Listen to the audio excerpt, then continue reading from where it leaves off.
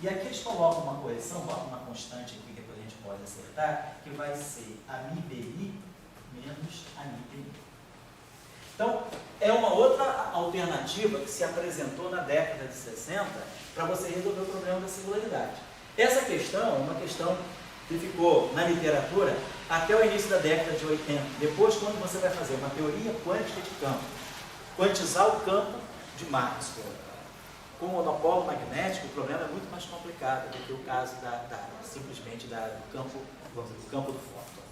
Então aí tem toda uma discussão que foi resolvida no final, 81, 79, entre 79 e 81, houve uma grande discussão nessa questão, e que é, será que eu preciso introduzir realmente uma nova família de potenciais para poder compreender o aspecto quântico do campo de Maxwell em presença de monopolo magnético? Então essa é uma questão que ela não foi resolvida na literatura em poucos anos, ela praticamente ficou quase 50 anos. Essa discussão ficou lá. Dirac fez um trabalho em 45, 46, Dirac fez o primeiro trabalho sobre o que seria a quantização do campo eletromagnético se ele fosse gerado no monopolo. Depois essa discussão é retomada em 65, Schwinger participa dessa discussão no início da década de 60, Salam, Ferrari e Cabibbo. Essa discussão é retomada pelo Zwanziger em 67, depois a discussão retorna no final da década de 70.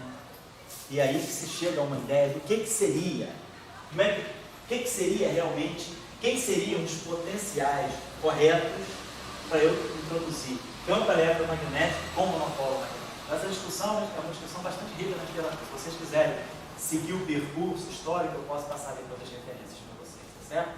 Mas aí é uma questão que, sim, se você diz que B é rotacional de A, ao escrever isso, naquele momento, você não estava nem preocupado com a possibilidade de ter campos com derivadas segundas descontínuas, porque você estava sempre acostumado a ter configurações de campos que eram muito bem comportadas, né? Agora, se você, vamos dizer, à medida que a gente vai refinando o nosso conhecimento de física, a gente vai tendo acesso a novas situações mais singulares, menos singulares, e aí você começa a ver que essa relação B igual a rotacional de A é uma relação bastante limitada. Ela não vale sempre. Não vale então, sempre. Nesse caso, Então, ela não vale. Ela vale ali, mas desde que o A tenha singularidade, não em cima só da carga. Aquilo que eu mostrei para vocês. Se você admitir que se o monopolo magnético multiforme está aqui, e você tem uma direção infinita, um semi-eixo infinito no espaço, que carrega singularidades também, isso é um passo assim, não trivial. Você está acostumado em física, aonde é que estão as singularidades? Aonde você tem as fontes. Um campo tem singularidades em cima das fontes. Se você sai fora da fonte, você espera sempre ter um campo contínuo. Aqui não. Aqui você está bem afastado do monopolo magnético. Então, o potencial é singular aqui. O campo não é, o B não é. O B só é singular na origem. B, G sobre 4π é R2. Então, o G, o B só diverge aqui. Mas o potencial diverge em cima dessa linha toda. Ou dessa. Você pode sempre escolher uma linha infinita onde teus potenciais vão ter singularidades ao longo dela toda. Então, você está introduzindo uma nova classe de singularidade. Você mantém a relação B igual a rotacional de A, mas às custas de um novo tipo de singularidade no campo eletromagnético. Essa aqui é a mensagem, uma das mensagens do paper de Dirac de 31. Nesse paper de 31... Então, aquele ρ é uma função de delta. O ρ é uma função delta na origem. É sempre uma função delta. Não, se for uma carga multiforme, se você tiver um monopolo multiforme, se você tiver uma densidade esférica, uma esfera de monopolos, aí não é, o ρ não é delta. Suponha que você tem monopolos, mas qual é o teu problema? Fala para mim que eu não estou entendendo qual é o problema. Entre outros, né? Todos nós temos vários problemas. Aqui, agora, qual é o teu problema? Fala aí. Assim, disseram para mim há muito tempo lá. Quem foi tua vovó? Não, foi o professor de cálculo. Ou foi a tua babá? Foi o professor de Não, cálculo. professor de cálculo. Bem. Que divergente do rotacional de qualquer coisa é zero. Ele falou isso porque ele estava para crianças. Ele tinha quantos anos de idade? Não lembro, 6, 7. Anos, aninhos, né? Você tinha 6, 7 anos. Aí faz sentido. Mas se você falar isso para um garoto de 20 anos, ele vai chiar. Tá certo? Essa história está mal contada. Divergência do rotacional só é zero. Porque não, o professor tem que ter dito isso aqui para você. Quando é que duas derivadas parciais... O problema de cálculo, na minha época da PUC era cálculo 3, não é cálculo no RN. Quando é que a derivada em relação a xi da derivada em relação a xj de uma função f é igual à derivada em relação a xj da derivada em relação a xi da função f. Ou seja, quando é que dx dy de f é igual a dy dx de f? Isso é sempre verdade? Não, isso é verdade quando as funções... É uma função harmônica. Não necessariamente. Basta que a função tenha derivada segunda contínua. Só isso. Agora, se a função não tem derivada, ela tem derivada segunda, até existe, mas não é contínua, isso deixa eu te falei. A derivada segunda tem que existir e ser contínua. É isso. Se você tivesse com esse teorema na cabeça, você não estaria tão preocupado. Tem entendido? É essa a origem do teu problema? Então, esquece isso que foi dito dessa forma. Talvez você tenha entendido mal. Eu acredito que um professor de cálculo não deve ter dito isso. A gente, quando é jovem, a gente absorve a história da maneira que a gente quer, né? A gente esqueceu desse detalhe, porque a gente acha contínua, derivada segunda contínua, a gente sempre acha que isso é frescura, né? Aí a gente esquece. A gente esquece. O professor, coitado, deve ter dito isso para você. Você que jogou fora porque não te interessava. Tá claro? Ele melhorou um pouquinho. Melhorou um pouquinho. Você vai para casa em crise? Tá. Mas tá certo, essa aqui é a questão. Eu não vou para casa em crise, porque eu não vou para casa depois daqui. Então tá bom. A crise vem depois da meia-noite, tá bom. Tá claro, o problema é esse, ô Carlos, pensa bem. Eu vou te dar um exemplo de uma função. Pega essa função aqui.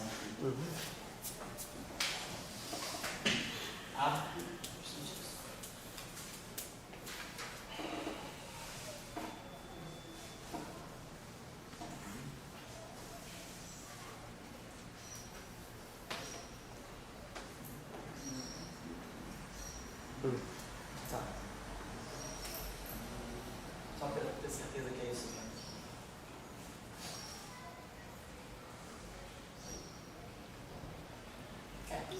Se você pegar essa função arco tangente y sobre x, se você tirar a derivada em relação a x, a derivada em relação a y, a derivada em relação a y, a derivada em relação a x, você vai ver que ela não coincide. Aí você vai entender por que essas duas derivadas são distintas quando estão atuando nessa função. Essa função é daquela categoria, porque arco tangente y sobre x, na verdade, é a coordenada θ, né? Das coordenadas polares. Isso aqui é y, isso aqui é x. Tangente θ, y sobre x. Então, essa função aqui, na verdade, é a coordenada polar θ. Essa coordenada, né? Quando você define essa coordenada, ela é 0, 0, 0, 0. Aqui ela é 2π. Mas ela tem um salto aqui de 0 a 2π. Esse ponto mesmo. No entanto, ela tem uma descontinuidade de 2π. Então, o problema é bem esse. É um problema de má definição de coordenada. Tá? Então, se você tirar a derivada segunda, você vê que derivadas segundas não necessariamente comutam. Certo? Então, eu só estou repetindo isso porque eu sei que eu também, quando eu vi a primeira vez, também não liguei para isso no meu curso de cálculo 3. Aí, quando eu vi monopolo magnético, eu tive a sorte de aprender isso rápido, porque eu fiz cálculo 3 em 73. Em 75, teve um evento, assim, um boom, de que talvez tivessem descoberto o monopolo magnético.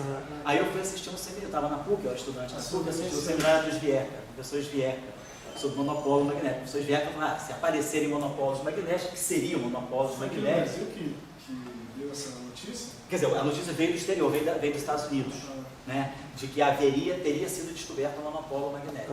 Não se confirmou. Não, Cabreiro foi dentro, mas isso aí foi pré-Cabreiro. Esse Cabreiro era daqui? Não, Cabreiro era da Califórnia. Califórnia. Esse aí foi em 80, teve também outro boom de que teria... Teve 2 alarmes falsos? Teve 2 alarmes falsos. Pode ser até que tenha tido outros antes, eu nem sei direito. Mas esse 75 eu me lembro, que eu era estudante da PUC, eu fui assistir um seminário de monopólio do professor. Aí o professor chamou a atenção para essa questão, né, da divergência do rotacional. Aí eu fui pegar meus apontamentos do curso de cálculo 3 e vi lá, que estava lá a pressuposição de que a derivada segunda é contínua. Tá certo? Hoje em dia não tem, professor. Tem muita pesquisa. Se vocês quiserem ler, o lugar mais avançado sobre pesquisa de monopólio magnético é o Gran Sasso, na Itália. Você pega aquele laboratório www.gransasso.it. Mas o Gran Sasso é um laboratório dos neutrinos? Para o neutrino também, mas ele faz experiência de monopólio magnético. Mas ele faz o neutrino dos neutrinos porque eles fazem essas experiências usando neutrinos? Não. Eles fazem monopólio magnético de raios cósmicos. Porque o Gran Sasso ele é subterrâneo, né? Ele é cerca de 200 metros de profundidade. Em cima dele tem uma cadeia de montanha de mais de 2.000 metros de altura, são aquelas apeninos. Justamente para ele evitar background. Então, é um bom laboratório para eventual detecção de monopolo magnético. Na Bolívia também tem uma colaboração europeia da Universidade de Bolonha com algumas outras universidades. Lá em Chacaltaya, eles têm também observação de monopolo magnético proveniente, provavelmente, de raios cósmicos. Tá certo? Então tem pesquisa nisso. É o maior campeonato de esconde-esconde do mundo. Oi? O monopolo magnético, Higgs e a matéria escura. Isso, pois é. Quem é que se expõe? Pois é, aí mas o monopolo magnético pode ser parte da matéria escura. Ah, sério? Sim. Seria matéria escura bastante fria, que seria o monopolo magnético, se existir, ele é bastante massivo. Então ele daria uma matéria escura pouco relativística. Então existe uma densidade de matéria escura que pode estar associada, uma porcentagem, perdão, que pode estar associada ao monopolo magnético. Professor, Vou lá, fala aí, o que o Diego queria falar mais alguma coisa, Diego? Não, só aí, fala aí. mas por exemplo, como a gente está vendo na aula de distribuição, que você, bem ou mal, tira todas as partículas olhando as representações. Isso. O monopolo está aí? Tá. Monopolo. E assim, ele então seria uma partícula mesmo, não é tipo carga. Não, é Tipo um elétron. Não, o monopolo seria uma partícula de spin 1. Agora, ele seria um lepton? Não, spin 1. Não, desculpa. Ah, isso aí já é modelado, ele tem spin 1. Teria que ter spin 1. Quer dizer, se você tem um monopolo magnético, quer dizer, como o Saulo está falando, onde é que você pode encontrar monopolo magnético? Né? Uma teoria de Yang-Mills, você pode ter monopolo magnético. Então, devido a essas relações de dualidade, justamente, você consegue mapear a física do monopolo magnético da física dos bósons W, dos bósons massivos. Então, na teoria eletrofraca, o setor de W, ele tem um mapeamento entre o setor de W e o setor de monopolo. Então, os monopólios teriam spin. Eles têm uma física bem definida a partir do spin. Não são leptons. O Higgs, ele tem spin Zero. né? Tá. Oi. Como é que esse pessoal da Está em intervalo agora. Tá? Oi, fala. esse pessoal de não linearidade, tipo bolinha que eu via, em vez de estar com o OM, com o KM, ter uma não linearidade. Certo. Como é que esse contrapunho? Porque o monopolo é uma partícula externa, né? Nessa visão Como é que eles arguiam? Eles já sabiam que também procuravam uma não linearidade. Isso. A questão o monopolo magnético, ele seria, vamos dizer, é o próprio campo, quer dizer, o próprio campo eletromagnético, o campo que gera o monopolo, ou o monopolo seria algo exterior, seria como a carga elétrica, né? A carga elétrica, ela está fora, e ela gera os campos E e B. Claro, numa teoria não abeliana, numa teoria de Yang-Mills, numa teoria de gravitação, né?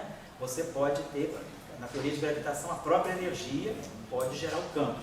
Então a pergunta aonde é que você coloca o monopolo? Será que o monopolo, ele vem da não linearidade das equações, ou o monopolo, ele viria de alguma fonte externa de matéria que estaria dando origem a essa configuração do campo eletromagnético? Então essa é uma questão. Na visão de Dirac e na visão da unificação, toda teoria grande unificada, onde tem Higgs, quebrou a simetria espontaneamente, você gera um monopolo magnético. Então, monopolo magnético, uma teoria unificada, ela traz naturalmente monopolo magnético. Se você acredita ou não em unificação é outra história, mas se você escreve uma teoria que unifique as interações, o modelo padrão, quando o Higgs quebra a simetria do modelo padrão, aparece monopolo magnético. Você tem monopolo magnético. Esse monopolo magnético, da onde é que ele vem? Ele é um monopolo magnético que vem intrinsecamente só dos campos, né, elétrico e magnético, ou tem uma fonte externa, alguma densidade externa que vai gerar esse monopolo magnético? Essa é a questão que a gente se coloca. Então, como você está colocando, na teoria de Born-Haeffer, que é uma teoria não linear, né, que eu vou escrever daqui a pouco para vocês, no próximo tempo que eu escrevo para vocês, como é que é a carinha do Born-Haeffer? No Born-Haeffer, você falaria, será que o monopolo, quer dizer, o campo elétrico, eu vou ter uma configuração tal de campos que eu detecto a presença de uma configuração de campo magnético radial, sem linhas fechadas. Você fala, bom, então eu tenho um campo magnético com divergência. Então, devo ter uma origem para esse campo magnético com divergência não nula. Será que a origem É alguma partícula de matéria? Ou é o próprio campo, são as próprias linhas de campo que se interagem, né, que se emaranham, de tal maneira a dar uma divergência de E igual a divergência de B diferente de zero. Então você tem dois pontos de vista, ou é a pura não linearidade, ou então é a presença de um objeto externo que tem uma densidade que vai gerar aquele campo. São dois pontos de vista. Agora, já vou lá, a questão é que um campo, ele gerar monopolo magnético às custas de si próprio, então você não teria nada externo, é o campo que se autogera um monopolo magnético, o campo seria muito fraco. Você tem limites sobre possíveis valores desse campo. Talvez fosse um campo que você nunca conseguisse detectar, porque é uma configuração muito tênue de campos. Então, na grande unificação, ou na visão de Dirac, você supõe que existe uma partícula nova, que é o monopolo magnético. Essa partícula ela tem carga elétrica e tem carga magnética. É um diode, isso se chama um diode. Então, um diode é uma partícula que tem uma certa massa, tem uma certa carga elétrica, tem uma certa carga magnética e tem um certo spin. Então, isso seria o diode, teria as duas fontes. Ela gera campo, ela é um polo magnético, ela é um polo elétrico também. Então, essa é a visão. Então, tem matéria que gera esse monopolo magnético. Ou, como você colocou, não tem essa matéria, mas no caso da teoria de Young-Mills, né, por exemplo, a equação de Young-Mills do campo magnético, vou pegar, nós vamos falar isso aqui no finalzinho do nosso curso. Se eu pegar, por exemplo, o campo magnético de Young-Mills, né, colocar algo desse tipo aqui, eu vou ter não só um campo magnético, eu vou ter uma família de campos magnéticos, e aqui eu vou ter algo que vai ser G, esqueci essa constante aqui, vou ter, isso aqui são fatores de grupo, são constantes de estrutura de um certo grupo, pode ser SO2, SO3, não importa. Aí aqui eu vou ter lá. Então a gente poderia pensar o seguinte, isso aqui, e quem é esse D aqui? Esse D aqui é o rotacional de A mais F, C, D, E, AD, vetorial a E. Então, ou seja, eu tenho uma equação altamente não linear. Divergência de B, que depende de A, isso tudo aqui, ó, isso aqui é quadrado, isso aqui é cúbico. Então, eu tenho uma equação completamente não linear. A pergunta é, como aqueles campos A do lado direito parecem ser uma fonte para divergência de B, será então que eu posso ter uma divergência que não nula às custas dessa configuração de campos? Então, isso aí seria um monopolo magnético vindo da não linearidade, da descrição que eu estou fazendo. Ou eu precisaria ter aqui uma densidade de carga magnética, né? Essa aqui é a questão. Onde é que eu vou encontrar um monopolo magnético? Na matéria ou no próprio campo devido à alta interação. Então, na matéria, a visão que eu estou colocando aí, falando de vocês, que alguém me perguntou qual é o spin, o que é o monopolo magnético. Então, o monopolo magnético seria uma partícula de spin 1. Está aqui. Estou vendo na ideia de unificação. Ela tem uma massa, o monopolo é uma partícula massiva, com uma massa bastante alta. Dentro do conceito de unificação, essa massa seria na faixa dos 10 a 16 GeVs, portanto, uma massa completamente fora do range do LHC. Tem uma carga, tem um spin, ela é um diode, tem um spin e tem uma carga elétrica e uma carga magnética. Então seria essa a ideia desse monopolo que vai gerar esse campo, tá certo? Não quer dizer, essa partícula não foi descoberta e não quer dizer que essa seja a única visão de monopolo. Como Dória falou, numa descrição não linear, num eletromagnetismo estendido não linear, eu posso ter monopolo magnético às custas da não linearidade. Só que é uma configuração muito particular, né? Então eu posso ter a configuração de monopolo magnético sem ter necessariamente a partícula magnética. Quem quiser ler sobre isso também, em outubro de 2009,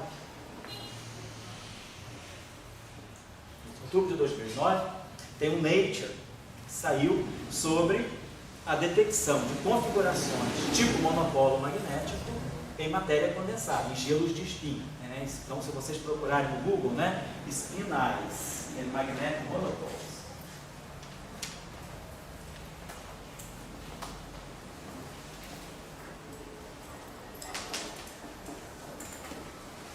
vocês vão achar essa indicação de que vocês têm configurações típicas de monopolo magnético num sistema que tem gelos de spin. Então, aí, quer dizer, as configurações desses spins aí, né, essas redes de spin, elas vão, tem carga elétrica, claro, né? Elas vão dar uma configuração no final, tipo monopólio.